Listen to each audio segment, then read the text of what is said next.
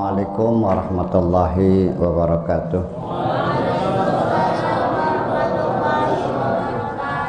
Bismillahirrahmanirrahim. La haula wala quwata illa billah. Asyhadu an la ilaha illallah wa asyhadu anna Muhammadar Rasulullah. Allahumma shalli ala sayyidina Muhammadin wa ala alihi wa sahabatihi asma'ina ma ba'd.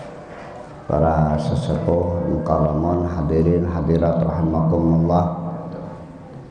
Kita sudah berpisah dengan Al-Maghfurlah Kiai Haji Nuridi udah 40 hari.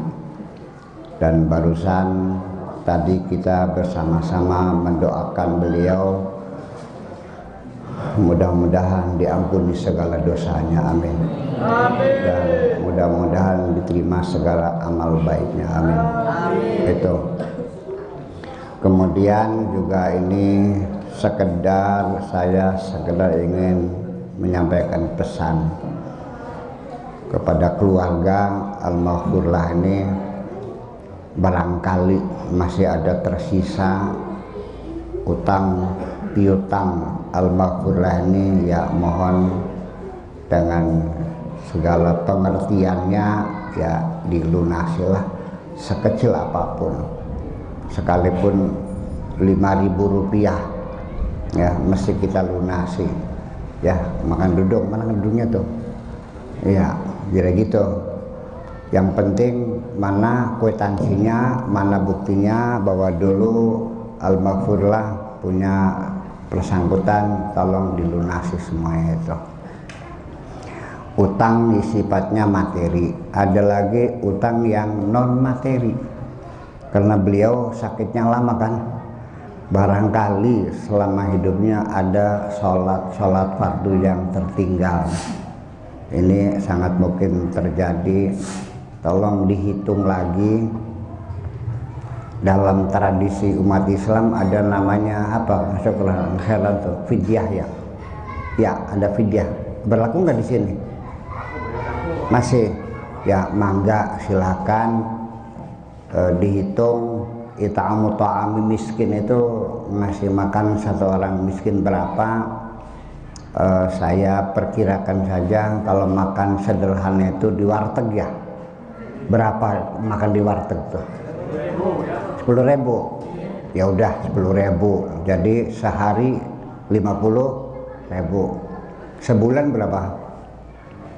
Banyak ya, 1,5 juta. Itu barangkali. Silakan dihitung semuanya. Karena ini semuanya akan menjadi pertanggungjawaban Al-Maghfurlah. Kematian adalah bukan akhiran. Kematian adalah awal dari episode berikutnya. Ya. Semuanya diselesaikan karena bagaimanapun wa may ya'mal mithqala dzarratin khairan yarah wa may ya'mal mithqala dzarratin syarran yarah. Semuanya akan diperhitungkan sebesar atom sekalipun. Kalau atom tuh berapa sih sebesar beratnya? 0,000. Itu ya sama dengan 9 kali 10 pangkat 12 mili lah.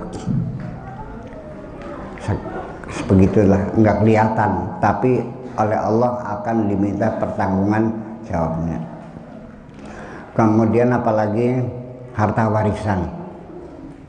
Harta warisan ini sekedar pesan dari seorang sahabat, karena beliau juga sahabat saya, teman Bahsul Masail bertahun-tahun, ya kan gitu. Tentunya saya juga mengharapkan beliau mendapat ampunan Allah, tapi prosedur ampunan itu harus diselesaikan semuanya.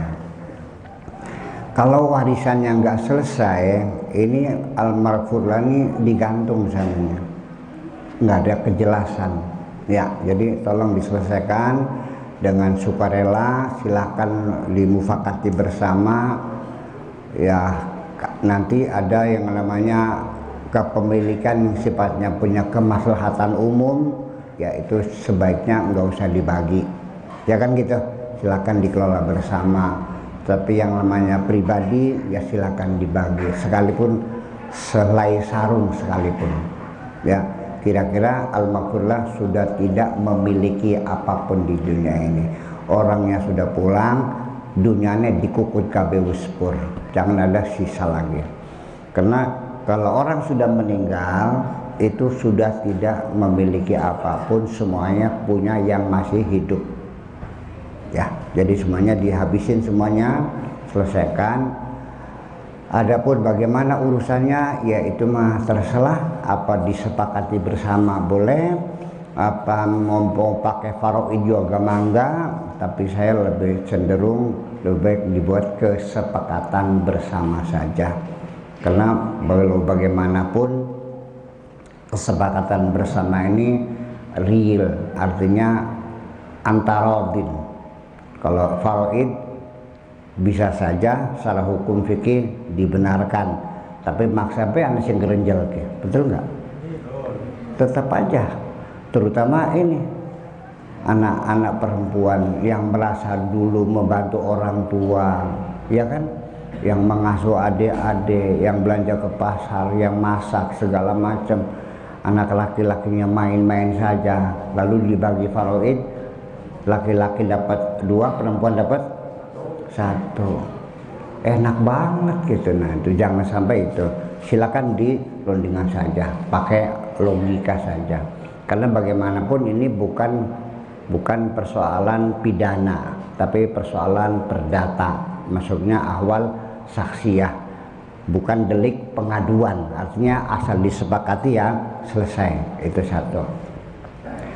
Kemudian lagi masalah fidyah. Masalah fidyah ini memang kaulnya kaul dhaif Kang Helen. Ya. Jadi alasannya itu hadisnya hadis dhaif, tetapi ada pendapat ulama mengatakan kalau untuk fadhailul a'mal, untuk keutamaan amal, hadis dhaif pun boleh dipakai.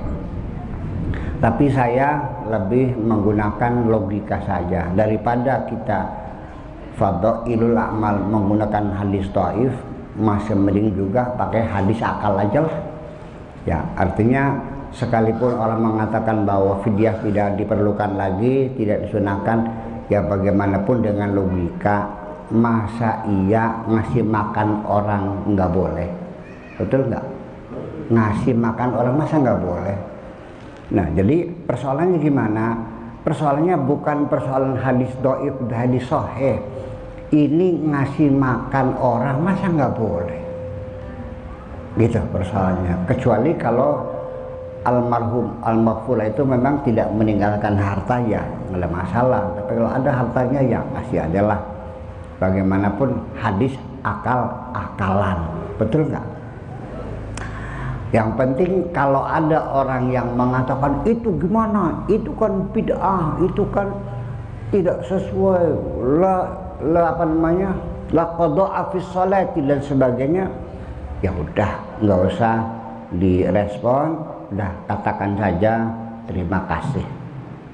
Tolong hindari pertengkaran dengan siapapun, ya termasuk nanti tahlil, ya udah silakan. Kan begitu, pakai dalil logika saja bahwa tahlil ini bukan agama tapi tradisinya umat Islam yang ada di Indonesia. Silakan, nggak usah bertengkar, apapun yang terjadi nggak usah bertengkar. Ini masalahnya begini, kenapa sementara di antara kita ini sok kadang-kadang menyampaikan pendapat seperti ya mengkafirkan, memusyrikkan, membid'ahkan, mengkufurkan, macam-macam. Itu darinya kadang-kadang istilahnya qulil haqqa walau kana murran, katakan kebenaran sekalipun pahit. Ini kondisinya bagaimana? Ini hadis kan hadis umum, paham nggak? Ya bener mah bener, Tapi kita layak nggak menegur orang ini? Selagi itu tidak merugikan kita, ya nggak usah sih, apa sih? Dan namanya orang menegur ini anak-anak sekalian, kita punya tradisi namanya tradisi ketimuran, ya kan gitu. Kita tidak bisa tidak, pasti dalam hidup diperlukan saling mengingatkan, betul? Saling menegur, betul? Tetapi jangan lupa, ini negara Indonesia, kita orang timur, di mana kita terikat dengan tata krama, sopan santun, dan etika. Menegur orang itu harus permisi dulu kalau orangnya mau, betul nggak? Jadi silakan menegur, qulil haqqa walau kana murran, mangga sampaikan, silakan, sekalipun pahit mangga. Nah, tetapi kalau pahitnya lebih pahit dari bertawali gitu, sebaiknya nggak usah negur dah, ngapain sih? Nah, kita menegur orang itu sebetulnya menanggung beban. Ada temen sletingnya kebuka, ayo gimana ngasih taunya? Ada anak cewek kancingnya kebuka, kelihatan BH-nya, gimana saya negurnya? Kan nggak merasa. Ya, bagaimana sok caranya? Sok nih, ayo gimana kalau negur? Punya temen cewek bajunya ngebuka. Ya, dengan halus dan tata krama. Jangan langsung dengan melotot bertolak pinggang. Itu bajunya buka-buka. Itu kopek katon. Ini masa begitu? Iya, kita negara juga bingung dong.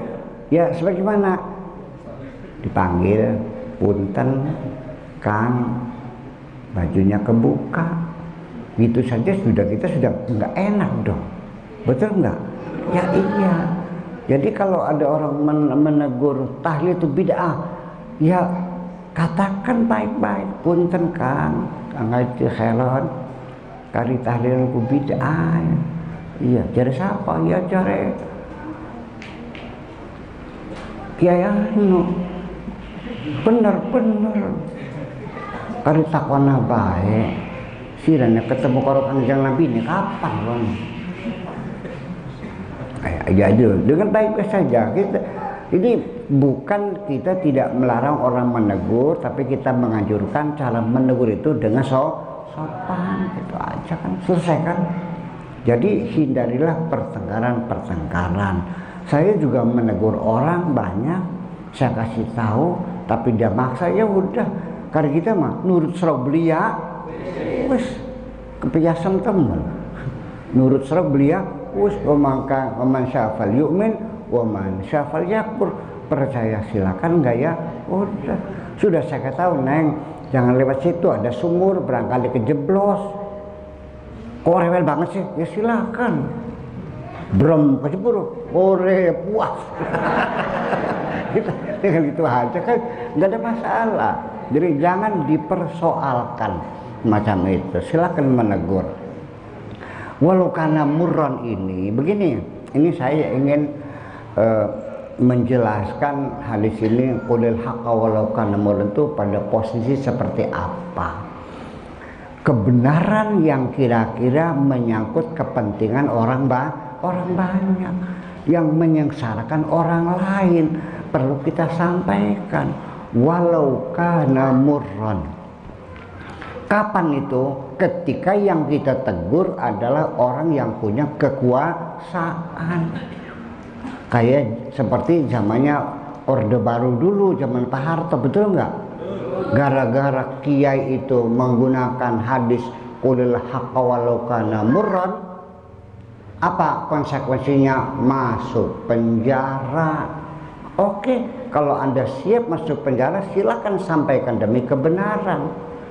Ya, ketika menegur sama kita mah nggak ada urusan dengan penjara kok, nggak pahit nggak apa, di mana pahitnya? Nah itu, jadi artinya bagaimanapun kerasnya seorang diktator, kalau kita menegurnya kebenaran itu dengan cara yang baik, Saya kira nggak mungkin marah kok, betul nggak? Nah, yang kita tegur itu adalah kebenaran-kebenaran yang menyangkut kebijakan-kebijakan publik yang akan mengakibatkan penderitaan, kemiskinan masyarakat. Karena kebijakan ekonomi, kebijakan politik kan begitu. Kebijakan pendidikan ya perlu kita tegur. Umpamanya dengan adanya full day ini, nah full day, yang pulangnya sore tuh. Nah, sehingga akibatnya madrasah diniyah di Indramayu di Cirebon tutup karena pulangnya sore sih, sudah tutup. Nah, jadi anak-anak kita kurang mendapat kesempatan untuk mendalami agama. Itu kan kepentingan publik. Silahkan menegur pemerintah, ya kan gitu, dengan cara yang baik, nggak usah mencaci maki, ya kan begitu. Kritiklah dengan yang sopan. Saya kira tidak akan marah. Coba kita pertimbangkan, kita susun logika kita, alasan kita bagaimana. Nah, ketika itu tidak tercapai, ya coba cari. Jangan sama sekali, jangan pernah menggunakan kekerasan. Kita udah capek menghadapi kekerasan. Percaya, jangan melakukan kekerasan. Kita umat Islam sudah lelah dengan kekerasan ini. Dari sejak Nabi Muhammad meninggal dunia, umat Islam satu dengan yang lain saling membunuh, saling membantai, banjir darah sampai sekarang. Sok lihat di TV, lihat YouTube, kayak apa tuh mayat-mayat bergelimpangan di Syria, di Irak, di Yaman, di Libya, di Tunisia. Masya Allah. Yang membunuh itu adalah orang Islam, yang dibunuh orang Islam. Saya nggak yakin Allah menyuruh kita membunuh sesama umat Islam, ya kan? Ya cobalah, apapun ini kita bicarakan dengan cara baik-baik, jangan dengan kekasaran. Kembali lagi, saya tidak menyalahkan hadis itu, tetapi menempatkan hadis itu pada tempat yang sebenarnya. Ulul hak, kebenaran itu adalah menyangkut kebijakan publik pemerintah yang menyebabkan, ya kan gitu, kemiskinan, menyebabkan kehancuran, menyebabkan perpecahan bangsa. Nah, itu kita sampaikan resikonya masuk penjara, tapi kita sudah bebas tugas itu gitu. Kalau menegur orang sletingnya buka sih nggak perlu keras dong. Iya kan?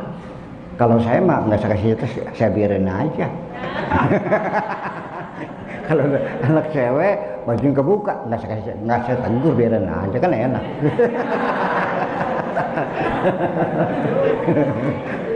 Ya sering-sering baik. Itu persoalannya ya. Jadi kita jangan salah paham. Nih, ayat-ayat Al-Quran ini kalau tidak salah paham, ya inilah akibatnya. Jadi ayatnya sama, kan hadisnya sama, tapi kok tindakan kita berbeda. Ayatnya sama, aulamastumun nisa. Imam Syafi'i senggolan sama cewek batal, Imam Maliki tidak batal, ayatnya sama. Imam Abu Hanifah mengatakan tergantung, kalau nyenggolnya ada syahwatnya batal, kalau tidak ada syahwatnya tidak batal. Yang benar mana? Nah, kita nggak usah nanya yang benar bahwa ayat ini ditafsirkan berbeda-beda. Nah, ketika kita ini membaca Al-Quran akan terjadi perbedaan. Kenapa? Karena otak yang membacanya tidak sama. Ceramah saya yang didengar anak-anak santri Darul Fatona akan berbeda pemahamannya ketika saya berbicara di kampus yang mendengarkan para profesor. Paham nggak? Sama nggak pemahamannya? Ya beda. Nah, itulah makanya para mufassirin juga berbeda-beda satu dengan yang lain. Apalagi itu ayat Al-Quran. Anak santriwati Darul Fatona saja, coba andai kan ada salah satunya lewat sini nih, orang laki-laki sekian banyak. Saya tanya, gimana, cantik nggak? Pasti berbeda-beda. Pasti berbeda. Ada yang bisa belisak temen, ya ada. Ada bagus ya, pom temen. Nah, teman ya lumayan di bang sepak jarang mah. Nah, bagus sih bokongnya baheno, cuman melakukannya kayak ngejog bumi kan melakukannya. Ngerti melakukan ngejog bumi kok. Iya, jingcet melakukannya kan gitu. Akan berbeda, apalagi firman Tuhan. Dia kan yang itu hanya berbentuk kalimat. Jenis manusia yang kelihatan saja akan berbeda. Tetapi perbedaan itu awalnya dari pengalaman yang berbeda. Saya yang lama di Eropa, lama di London, lama di Belanda akan mengatakannya jelek. Betul nggak?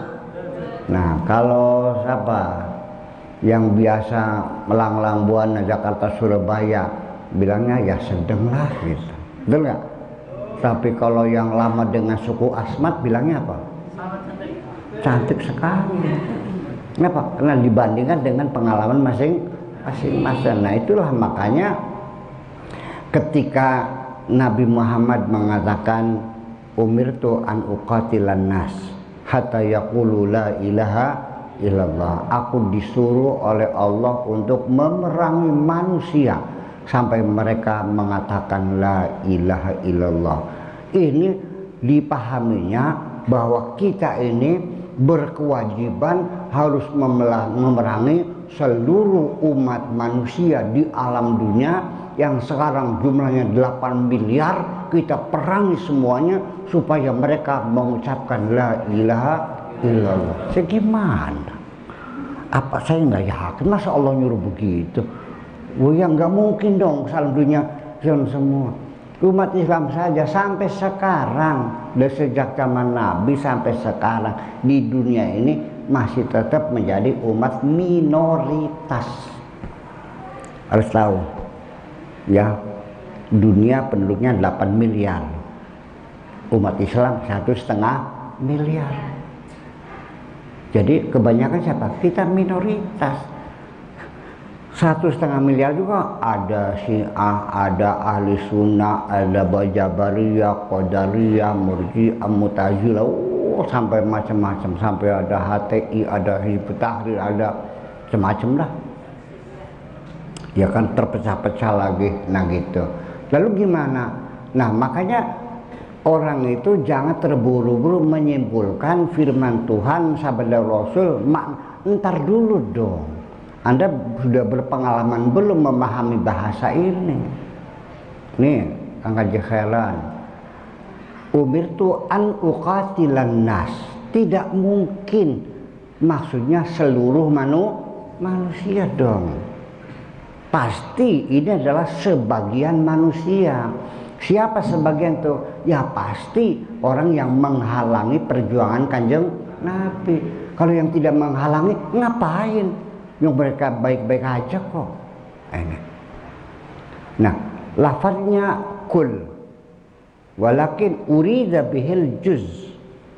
Lafaznya kul umum, tapi yang dimaksudkan adalah sebagian. Ada lagi lafaznya juz, wa urida bihil kul. Itu bahasa begitu. Lafaz kul umum maksudnya khusus. Ada lafaz khusus yang dimaksudkan umum. Namanya bahasa tuh Neng, banyak kali orang ngomongnya begini maksudnya begitu. Iya, saya juga pernah salah ngomong tuh, nanya sama janda. Sayanya lagi ngeduda gitu. Neng, kamu idahnya berapa bulan lagi? Diem aja. Nggak tahu. Sama Kang Im nanya, Buya beneran nggak katanya? Sih, beneran. Dikiranya mau ngelamar kan gitu. Ya itu seperti itu. Kalau yang nanya lebih, ya enggak dong. Nah itu bedanya. Beda orang bisa maknanya berbeda. Konsekuensi pun ucapan seseorang bobotnya tidak akan bersama. Omongan saya sebagai kiai kampung tidak akan sama dengan omongannya seorang menteri, betul nggak?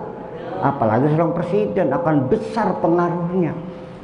Ya, kalau saya salah ngomong, selesai dengan cuk, gak terus cuk. Tapi kalau seorang presiden sulit mengatakan cuknya, betul nggak? Bisa geger. Nah itu persoalannya. Ini omongannya Nabi loh, bukan omong sembarangan orang. Ya, paham kan? Nah begini, biar mengerti anak-anak semuanya. Umirtu an uqatilan nas, saya disuruh memerangi manusia. Ini pasti bukan seluruh manusia, tapi manusia-manusia khusus yang menghalang-halangi perjuangan Kanjeng yang Nabi. Saya ini suatu ketika mau naik haji. Oke, mumpung saya lagi naik haji, maksud saya kira-kira pulang haji rumah sudah bersih dicat, kan gitu. Saya kasih uang kepada tukang cat, Mang, ini uang 2 juta beli cat 5 teks atau siltex warna putih, tolong cat rumah saya, nanti hitung-hitungan belakangan, yang penting saya mau naik haji, kira-kira pulang haji rumah saya sudah bersih. Oke, disuruh apa tadi tukang tuh? Mau cat apa? Cat rumah. Alhamdulillah begitu saya pulang, rumah saya dicat semua. Gentengnya dicat, lantainya dicat, kacanya dicat. Saya bilang, sinting kamu, kan pakai bilang semua cat rumah. Salah nggak dia? Enggak, secara otak dia nggak salah, cuma goblok. Iya, maksudnya rumah itu adalah temboknya, bukan seluruhnya, paham nggak? Itu namanya lafzul kul wa urida bihil juz, kayak gitu. Sebaliknya lafznya juz wa urida bihil kul. Kemana aja lo? Nggak kelihatan batang hidungnya. Maksudnya batang hidungnya apa? Hidungnya aja gitu. Batang hidung itu adalah menampilkan keseluruhannya kehadiranmu ini. Sudah lama kau nggak nampak batang hidungmu, kemana aja kau, kan gitu. Batang hidung itu artinya bukan hidungnya yang nongol gitu, tapi orangnya tidak pernah hadir, seperti itu. Atau kadang-kadang kita menyebutkannya ma min lawazimihi, dzikru ma kana min lawazimihi.